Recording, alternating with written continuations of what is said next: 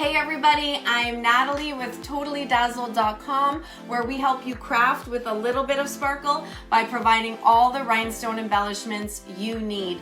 On today's live video, I'm going to make a gorgeous little Easter wreath that I know you guys are going to love.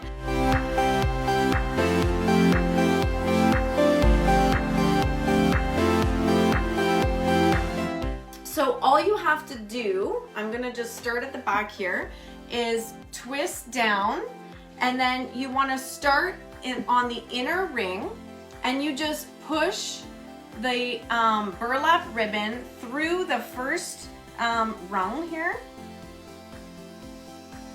I want to make sure you guys can see. Okay, so you get it through the first one, and then you push a little bit more up through the middle. And just pull that through. Like I was saying before, I am not a wreath maker. This is actually the first wreath I've ever made. And I couldn't believe how fun and easy this method was. It's just pushing this burlap ribbon. It's a 9-inch wide burlap ribbon, and I'm just pushing it. I'm just feeding it right through the back and pushing it in between each rung, and then squishing it together. Had I known how easy these were to make, I would have been making them for like years. This is so fun and easy, and you just repeat the process. So once you're at the top, the third rung, what you want to do is flip it around and just twist it 3 times roughly, just to keep it tight, and then you push it again through the first slot here, between the first 2 bars. And really the only thing you need to try to pay attention to is just keeping your level of fabric even, so that some of them aren't really way out there and some of them are close in. That's really the only thing that you kind of need to pay attention to. But you can even just, you know, squish it in and puff it out to correct any issues that might come up if you're not super happy with the way that it's looking. But it's really easy. It's really foolproof way to make a wreath. So I really like this method. And also, like I was saying before on the last video, you can use these burlap wreaths, you know, for any of your holidays. You can make the base and then just add different embellishments. This wreath would work for, I'm making an Easter wreath, but it would work for Christmas or Thanksgiving. It would work for any of the seasons, just depending on what you add to it. So I went through the top one, so again I'm just twisting and then starting in through the first one here again. And that's all there is to it. And you just repeat that, and then once we're done with that, we get to the fun decorating stuff. It's fun. I can't believe how easy these are to make. Honestly, it's shocking to me because I've always been scared to make wreaths. You know, I always felt like they'd be way too hard for me, but it's totally doable. And then the way you want to finish it is with a little floral wire. I'm just cutting a piece of floral wire here with my wire cutters. And then you just wanna, this is the end, my end piece right here. So you wanna just take your little wire and just weave it through your burlap. And then this wire can wrap around the metal frame to secure it in place. So that's what I'm gonna do. I'm just twisting it on here. I'm just cutting off the extra little ends of my wire because I don't need that. And it's finished. So look at that. Really pretty, right? So easy to do, just weaving it between the bars. Now we get to do the fun stuff. A few weeks ago on a live, I showed you how to make my favorite fabric flowers. They're super fun and easy to make. They're so cute. All you need is some scrap fabric.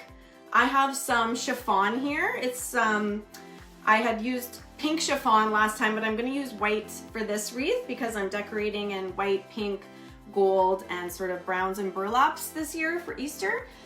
And what you want to do is you want to cut about a 4-inch wide piece if you want a 4-inch wide flower.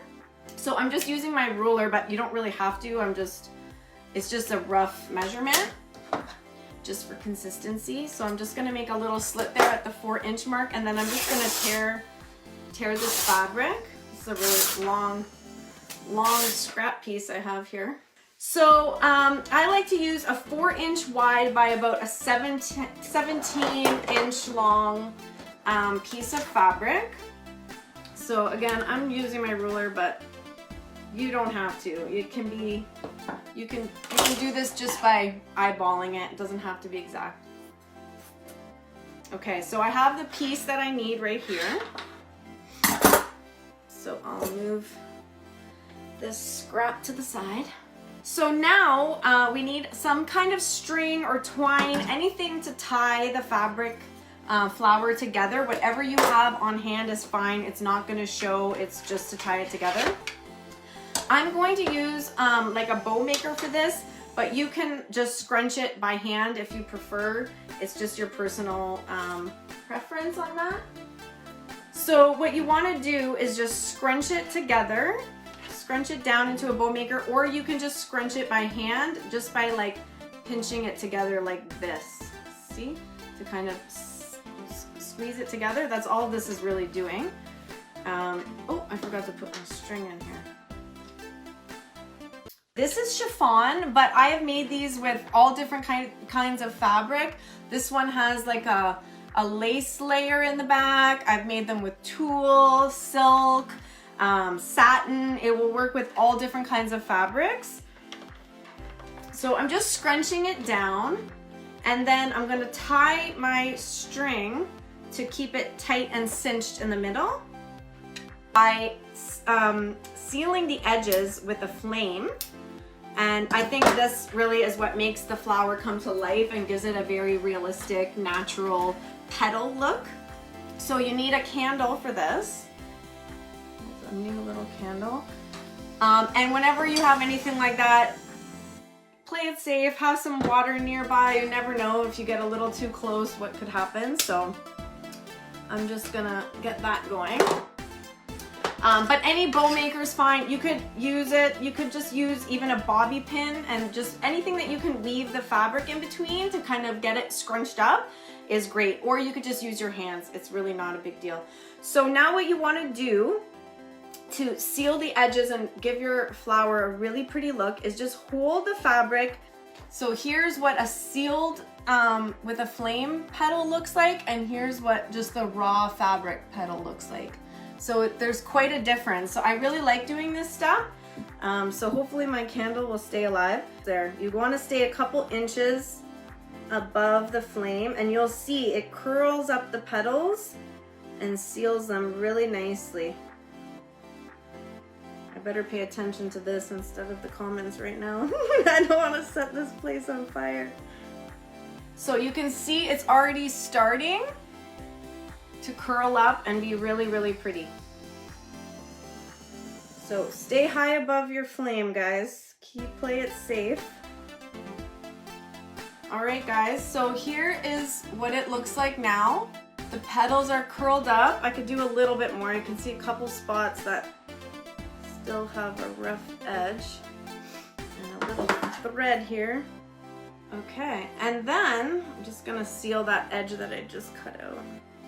Okay, so now you want to pick an embellishment for the center. Any little embellishment. Look at how cute that one is. What do you guys think? I think I'll add that one. And then you see how there's a split here? If that happens to your flower at the end of the fabric, sometimes I just put a little tiny dot of hot glue just to seal it like that. So I'll probably do that to this one.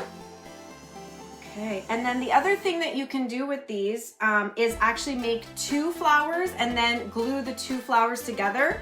And that gives like a really, this is the difference between 1 layer flower and a 2-layer flower. So most of the ones that I make are double layer, but sometimes if you're doing a project, it's nice to have a little bit of variety. And and mix and match single layer and double layer ones. So this particular little embellishment that I'm adding, again from totallydazzled.com, has a little button loop at the back. So I'm just gonna use my wire cutters and trim that off before I hot glue it. That'll just help it sit really flat and really nice in my flower.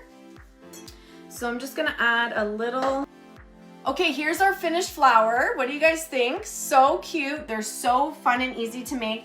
And again, I'll show you the double layer one. It's so pretty. So our burlap wreath, I'm going to decorate it with these white fabric flowers that we made.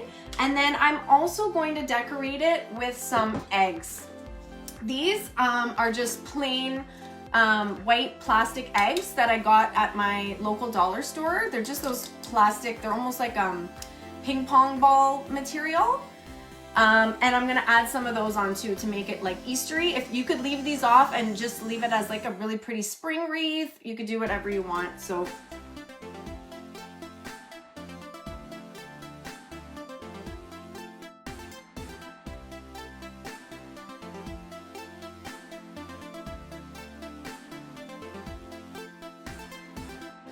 here we go, guys. What do you think?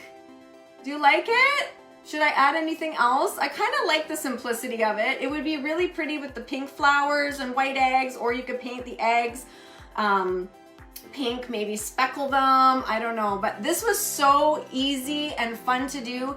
If you guys have been nervous about creating a wreath like I've been, I definitely recommend trying a burlap wreath. I couldn't believe how easy it was to do the first time I made one. So I think it's a great place to start. And like I said, you could just use it for any occasion. Just by switching out what you add to it. It would work for any season or occasion at all. Thank you so much for joining me tonight, guys. I appreciate all of you so much. Until next time, I'm Natalie with TotallyDazzled.com, helping you shine one rhinestone at a time. Bye, guys. Totally Dazzled sells sparkling rhinestone wedding supplies. Check us out at TotallyDazzled.com. But before you do, click up here and download our free Printable Sparkle Quotes.